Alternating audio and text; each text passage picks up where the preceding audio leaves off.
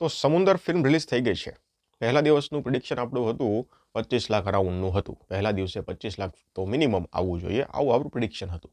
કેટલું આવ્યું છે, બીજા દિવસની ઓક્યુપન્સી, શનિવારની ઓક્યુપન્સી કેટલી રહી, કયા શહેરમાં કેટલી રહી, એના વિશે આપણે ચર્ચા કરવાની છે. અને રિવ્યૂ તમે ન જોયો હોય તો આપણી ચેનલ પર અવેલેબલ છે.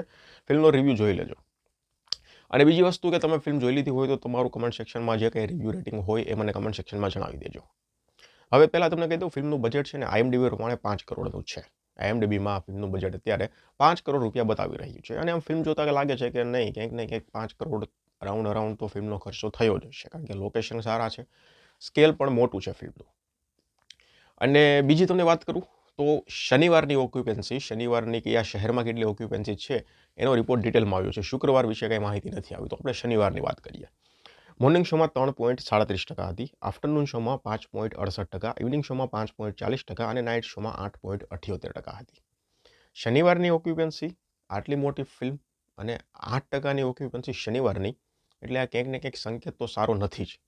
પબ્લિક નથી જ, થિયેટરમાં પબ્લિક જ નથી. કારણ કે ફિલ્મ રિલીઝ થઈ, ટ્રેલર રિલીઝ થયું ને ત્યારે ફિલ્મની હાઇપ ખૂબ સારી હતી. લોકોએ ફિલ્મને વખાણી, પછી ગીતો આવ્યા તો ગીતો પણ ખૂબ સારા નીકળ્યા. પણ રિલીઝ થયા બાદ જેવો ક્રેઝ જોઈએ ને, જેવી પબ્લિક જોઈએ થિયેટરમાં, એવી નથી. આ ઓક્યુપન્સી પ્રમાણે તો નથી જ, કારણ કે શનિવારની ઓક્યુપન્સી એટલીસ્ટ ડબલ ડિજિટમાં તો જવી જ જોઈએ જો આટલી મોટી ફિલ્મ આવે ને તો.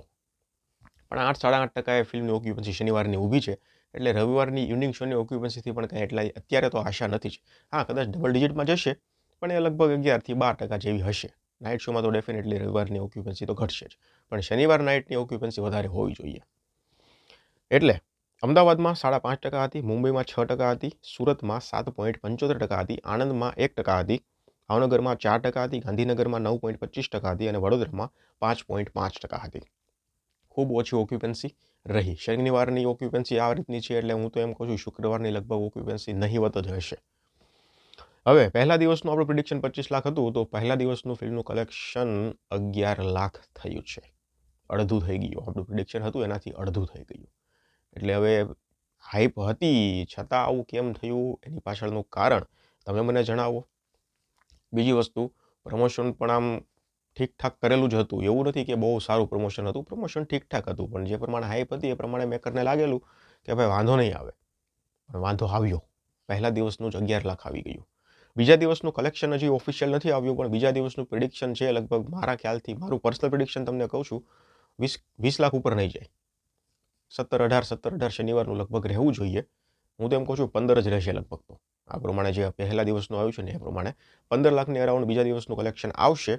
બાકી તમારું જો કંઈ પ્રિડિક્શન હોય એ પણ મને કમેન્ટ સેક્શનમાં જણાવી દો. અને રવિવાર એટલે શુક્ર, શનિ અને રવિ 3 દિવસનું કલેક્શન ભેગું થઈને પણ 1 કરોડ સુધી નહીં પહોંચે.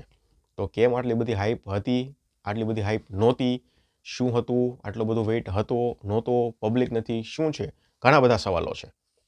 આવનારા સમયમાં લગભગ સવાલોના જવાબ મળતા રહેશે. તમારું શું કહેવું છે? લાઈફ ટાઈમ 2 કરોડ સુધી પહોંચશે કે નહીં પહોંચે, પહેલાં તો મુખ્ય સવાલ અત્યારે એ થઈ ગયો છે. એ મને કમેન્ટ સેક્શનમાં જણાવી દો. ધન્યવાદ.